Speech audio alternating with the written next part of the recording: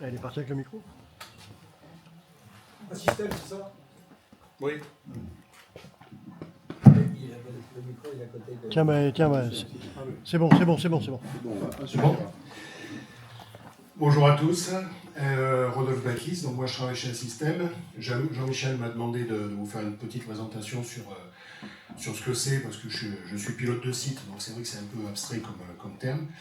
Avant de commencer, je voulais d'abord remercier Jean-Michel, parce que si je suis là, ben c'est grâce à toi. Et Eric aussi. Eric aussi, oui, après. Mais d'abord, j'allais dire, c'est ton harcèlement sur les réseaux qui m'a motivé. C'est le seul moyen que j'ai trouvé pour arrêter. Mais oui, je suis d'autant plus content qu'aujourd'hui, c'était mon premier séminaire de DRI, c'est ma première AG. Et je vois surtout une association, on ne sculpte pas la fumée. C'est efficace, il y a des résultats, on produit des choses, et ça, c'est vraiment agréable. Voilà, c'était juste pour te remercier. Donc, comme Jean-Michel m'a demandé de vous exposer mon métier de pilote de site, et surtout, comment on le devient. Donc, quand on veut savoir où on va, il faut savoir d'où on vient, comme on dit. Donc, je vous l'ai fait en 3 points. Donc, c'est une vie dans la marine, le départ de l'institution et pilote de site. Alors, la vie dans la marine, vas-y, tu peux y aller. À toi, Jean-Michel. Vas-y, tu peux y aller encore. Donc voilà, moi j'ai fait 31 ans dans la marine, j'ai commencé matelot, j'ai fini capitaine de corvette, on va dire une carrière complète, très orientée vers le management. Merci pour cette animation. Vas-y, tu peux passer. Donc mon parcours, donc je suis rentré comme matelot, puis je suis devenu officier marinier, j'ai construit une première partie de carrière très opérationnelle, embarquement, mission. Après je suis devenu officier, j'ai exercé plus de responsabilités, j'étais commandant d'une unité, pilote de port, directeur des moyens portuaires, directeur d'une antenne du service de soutien de la flotte. C'est vraiment cette dernière affectation qui m'a aidé. Et donc c'est un parcours qui a été, j'allais dire, une carrière complète, 31 ans, à la fois avec des campagnes missions outre-mer, et puis des missions opérationnelles, une expertise maritime, du leadership, pour employer un mot à la mode, et une capacité à évoluer. Voilà, tout ça, je reviendrai dessus parce que vous verrez que ça n'a strictement rien à voir avec ce que je fais aujourd'hui. Le départ de l'institution. Pour moi, ça s'est fait en 4 étapes, une réflexion, un choix, une préparation, l'opportunité. Une réflexion, et je le vois d'autant plus aujourd'hui qu'on fait beaucoup de recrutement, donc je vois beaucoup de profils, et notamment chez les militaires, c'est vachement important, je trouve, c'est de savoir pourquoi on quitte l'institution. Est-ce que je la quitte parce que je suis en colère? Est-ce que je la quitte parce que c'est le moment, j'en ai envie, je suis un peu fatigué, je voudrais poser le sac, ne pas imposer à ma famille toujours de bouger? Ou, voilà, c'est vraiment important de savoir quelles sont les raisons, où est-ce qu'on situe le curseur et pourquoi je pars. Parce que ça va déterminer après le choix. J'y vais pas, et si j'y vais dans quelle situation? Pourquoi je parle de ça? C'est parce que je vois souvent arriver des militaires qui finalement sont en colère. Ça se passe pas bien. Alors c'est valable pour les militaires, c'est aussi valable pour des profils civils, où quand ça se passe pas bien avec un manager, on dit c'est bon, je quitte ma boîte, je quitte l'armée. Et quand on vient passer un entretien ça dure 45 minutes à 1 heure, et passer la première demi-heure, ça y est, on voit. Ça sort, les gens se lâchent, et on voit de suite pourquoi les gens sont là. Et quand ils sont en colère, et quand il y a de la rancœur, c'est pas positif. Donc ça, tout ça pour dire que c'est des choses qu'il faut avoir réussi à résoudre avant de partir, avant de passer un entretien, et être clair, et évacuer ça. Donc après, on fait son choix. J'y vais pas. Donc là, en l'occurrence, on va plutôt parler de j'y vais. Donc là, il y a la préparation. La préparation, je rejoins ce que disait Maud, c'est comme tout. Vous partez en mission, vous vous entraînez, vous allez faire du sport, vous vous entraînez, vous allez passer des entretiens, vous vous entraînez. Alors, on peut s'entraîner avec Maud, on peut s'entraîner avec un dictaphone, on peut s'entraîner en se filmant, et ça, c'est très révélateur. Parce que déjà, le dictaphone, moi, j'avais commencé avec ça. J'avais une liste de questions que je me posais, je répondais, et quand je me réécoutais, j'avoue, je me suis fait peur. J'ai dit, il y a du boulot. Donc, mais ça aide, on se prépare. Et ensuite, il y a l'opportunité, c'est-à-dire qu'on a commencé à jeter des bouteilles à AMR, et tout d'un coup, ça mord. Et là, ben on y va, on va passer l'entretien. Donc tout ça, ça s'est fait en plusieurs étapes. Il y a le CV, la lettre de motivation, les afterworks, l'entretien, la négociation, l'embauche. Le CV. Le CV, j'allais dire, c'est le point de départ. Aujourd'hui, je le vois, on reçoit des CV et on sélectionne par le CV. Donc le CV, c'est votre carte de visite. S'il n'est pas bien rédigé, si c'est brouillon, si on n'arrive pas à voir ce que vous avez fait, on va avoir du mal. Alors aujourd'hui, je travaille beaucoup avec les recruteurs d'Assystem et je fais un peu traducteur de CV. Parce que des fois on me dit « Ah, on sent qu'il y a quelque chose, mais... » Alors je regarde et je dis « Qu'est-ce que tu cherches ?» Alors je dis « Oui, là, tu vois, il a fait ça, ça veut plutôt dire ça, il a fait ci, ça veut plutôt dire ça. » Voilà, ça c'est vraiment ce qu'il y a à faire. Mais vous pouvez améliorer les CV. C'est-à-dire quand on dit civilianiser un CV ou le rendre plus civil ou lui permettre, enfin avoir les codes d'un CV civil ou d'une carrière civile, c'est vrai, ça se travaille, il y a des appellations, je pense que c'est ce que fait Maud, mais voilà, il y a des appellations, il y a des choses sur lesquelles il faut travailler, il y a des parcours sur lesquels il faut travailler. Vous avez été chef d'une section dans les chars, enfin, je ne sais pas, mais parce que même moi aujourd'hui, qui était militaire, qui était dans la marine, pour la part, quand je reçois des CV de jeunes de l'armée de terre, j'ai du mal, je ne comprends pas moi non plus, parce que je ne suis pas un spécialiste de l'armée de terre, et que je vois à peu près le grade, je vois un peu les parcours, les écoles qu'ils ont fait, mais alors après, sur leur expérience professionnelle, c'est très compliqué de savoir. Donc ça, il y a vraiment un travail à faire là-dessus. La lettre de motivation, alors ça en dit long sur la société dans laquelle vous postulez. Il n'y a plus de lettre de motivation. Et si on vous en demande une, ChatGPT en fait de très bonnes. Alors ne vous embêtez pas avec les lettres de motivation. Sauf tout à l'heure, on en discutait. Pour certains postes, effectivement, quand vous êtes vraiment dans le haut du panier ou dans une shortlist, ça peut éclairer, mais j'allais dire sur la majorité des postes, c'est du pipeau. Les afterworks. Les afterworks, alors ça, pourquoi j'en parle? Parce que c'est comme ça que ça s'est passé pour moi. Défense Mobilité me contacte en me disant « Ah, il y a un afterwork, c'est qui est organisé par une société, ce serait bien que vous y participiez. » Je dis « Oui, pourquoi pas, Assystem, je ne connais pas, je ne sais pas, bon, on me dit que c'est bien, je vais aller voir. J'ai du temps, je suis là pour ça, j'y vais. » Et en fait, dans un afterworks, ça démystifie un peu les choses. Vous voyez quasiment toute la société, vous avez les recruteurs, vous avez les techniques, vous avez les cadres. Il y a une présentation qui est faite de la société, qui est plutôt, ils sont là pour faire de la retape, donc ils sont là aussi pour se vendre. Et après, on a un petit manche debout, les gens ont leur badge, on sait à qui on parle, on discute, et c'est très ouvert. Et ça, si vous avez la possibilité d'en faire, allez-y. Même si vous savez que ce n'est pas là que vous allez travailler, si vous avez besoin de fluidifier votre propos, encore une fois, de vous entraîner, c'est hyper utile parce que finalement, on fait vraiment de vraies rencontres. Donc là, j'ai eu de la chance. Il y avait un lieutenant-colonel de l'armée de terre qui était là. Et la recruteuse me dit ah, « Il faut aller voir le monsieur là-bas, là, il est comme vous. Il est comme vous parlez pareil. » Ah bon. Je vais le voir. Je dis, bonjour, on m'a dit que je parlais comme toi. Et bon, effectivement, on échange, on se comprend, bon, on raconte un peu nos campagnes, et puis on parle un peu du boulot, et il me dit on se revoit bientôt. Et effectivement, moins de 2 semaines après, je reçois un coup de fil. Oui, ce serait bien qu'on se voit pour faire un échange. Bon, ok, très bien. Je vois un manager, j'avais rendez-vous dans la société, et Hugues, parce que c'est Hugues Eli, pour ceux qui le connaissent, qui était là, et en fait, il faisait le traducteur. Il me traduisait ce que le responsable, ce que le manager voulait, et quand je lui répondais, il traduisait ce que je disais. Pourtant, je vous promets, j'avais vraiment l'impression d'avoir bien préparé mon truc, d'être clair, et que ce que je disais, c'était compréhensible. Et visiblement pas assez. Ça a matché, on s'est revus, j'ai eu un entretien avec les RH, j'ai revu le manager, et puis voilà, maintenant je suis chez Assystem. La négociation. Alors, la négociation du salaire, il n'y a pas... En tout cas, chez Assystem, je pense que je donne beaucoup de boîtes, c'est comme ça. Malheureusement, j'allais dire, il n'y a pas vraiment de place à beaucoup de négociations. Un diplôme, une ancienneté, une grille, un salaire. Voilà, vous avez une fourchette. À partir de juin, ce sera obligatoire sur toutes les annonces, il y aura une fourchette du salaire, comme ça vous saurez à peu près où vous tapez. Mais de toute façon, vous êtes dans la fourchette.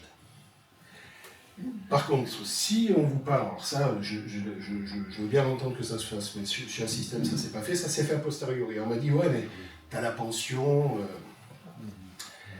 J'ai démystifié un petit peu les choses. Justement, c'était le responsable d'activité qui me parle de ça. Je lui dis, écoute, ça fait 16 ans que tu es chez un système, tu as commencé ingénieur, aujourd'hui tu es responsable d'activité, tu es marié, tu es propriétaire de ta maison, tu as un appartement à Grandville, un appartement à Rouen.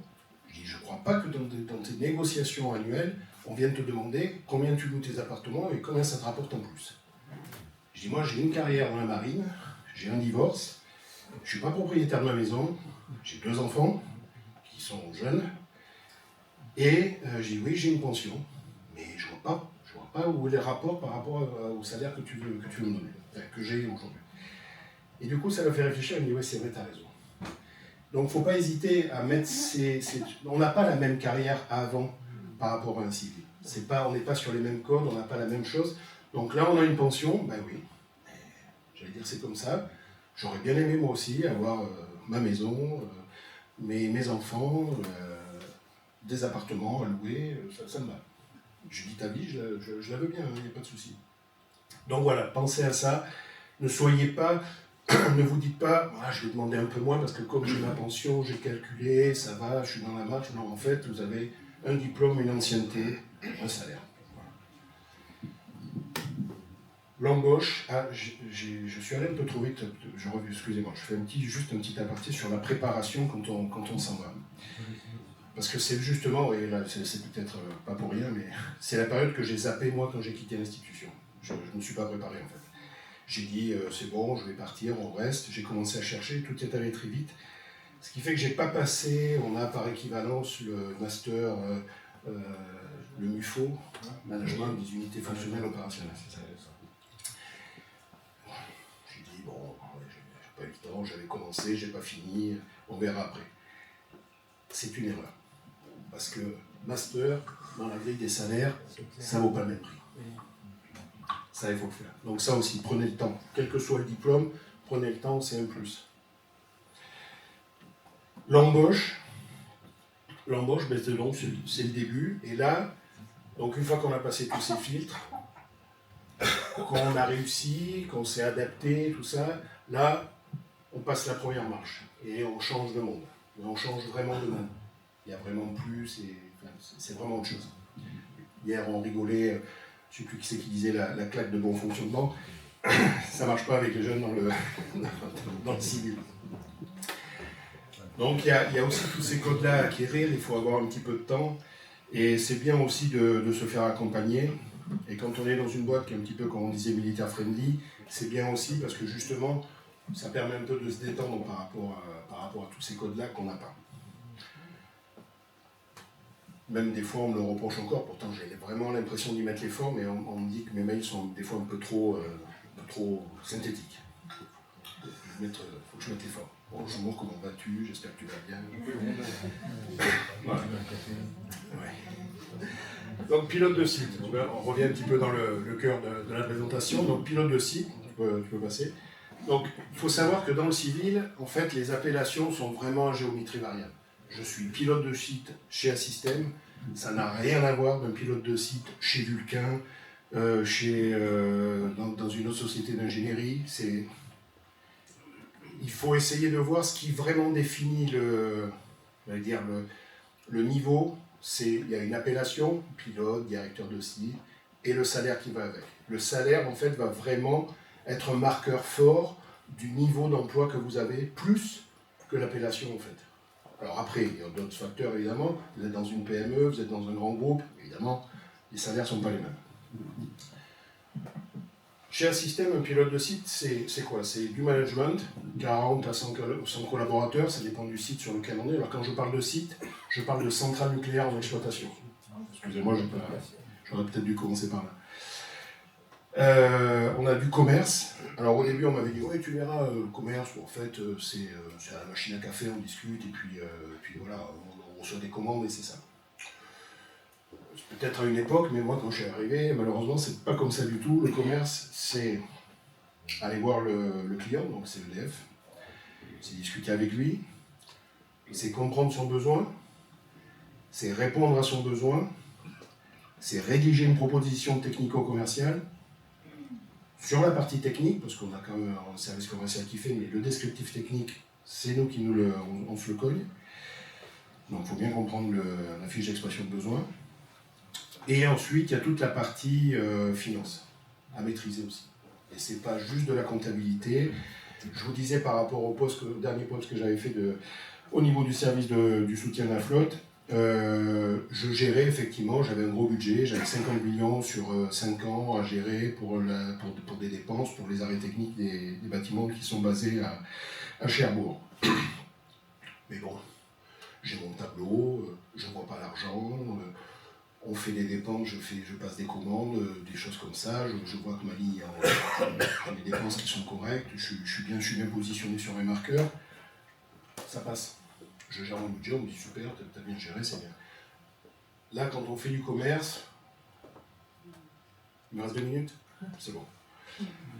Quand on parle du commerce, on vous parle de PNL, de marge brute sur activité, de marge brute opérationnelle, d'Europe. On n'est plus du tout sur le même domaine. Et surtout, vous gérez un centre de coûts. C'est-à-dire vous gérez des collaborateurs qui vous génèrent des coûts. Et là, on découvre ça. Donc là aussi, il faut shifter, c'est pas toujours simple. Du pilotage de projet, alors j'ai précisé avec les process propres à la société. Parce que souvent on se dit, oui, je pilote des projets, je fais du pilotage de projet, mais en fait chaque société a vraiment ses codes sur la façon dont elle pilote ses projets. Donc là, il y a des formations, généralement les sociétés vous forment, mais c'est vraiment spécifique. Et là encore, pardon, ça n'a rien à voir avec ce que j'ai pu faire au service de soutien de la flotte.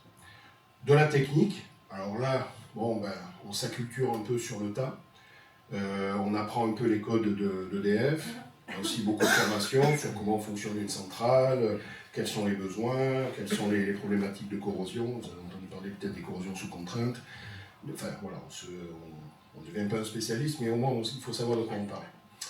On fait du recrutement, ça c'est le chapitre dont je parlais tout à l'heure, et de la gestion sur les ressources humaines, la formation, la montée en compétence de ses collaborateurs, monter les recadrages aussi, parce qu'il faut quand même, on recadre un peu, mais de façon civile, deux choses différentes, les congés payés, la gestion du temps de travail. Voilà. Ça, c'est le métier de pilote de site. Alors, Assystem, c'est une société de bureau d'études, c'est un bureau d'ingénierie, donc je ne sais plus qui parlait de marchand d'hommes tout à l'heure.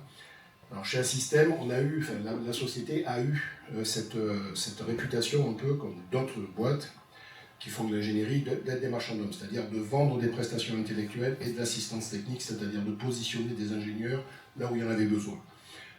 Assystem a vraiment shifté et aujourd'hui apporte une offre avec une plus-value. Donc derrière, elle forme beaucoup ses collaborateurs, c'est très corporate, il y a vraiment une image, il y a vraiment un parcours, il y a vraiment des choses qui sont portées.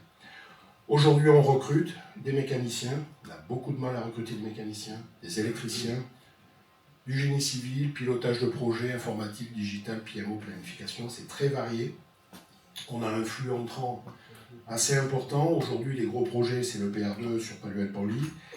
C'est Orano avec la Val du Futur. C'est 10 000 postes sur 5 ans. Hein. Donc le flux d'entrée, quand ça va démarrer, là, ça commence doucement, mais ça va partir. C'est beaucoup de projets à l'étranger aussi. Donc voilà, c'est très varié. Et c'est pour ça que je participe au CLD avec Véronique, je sais pas. Voilà. Aussi pour justement acculturer Assystem et les faire monter en compétence un petit peu sur ces profils-là, que ce soit au niveau du soldat jusqu'à l'officier supérieur. Les besoins sont là, mais à chaque fois, que ce soit le soldat ou l'officier supérieur, les remarques que j'ai pu vous faire en amont, c'est à peu près les mêmes. Ça vaut à peu près. Voilà. Si vous avez des questions. Merci.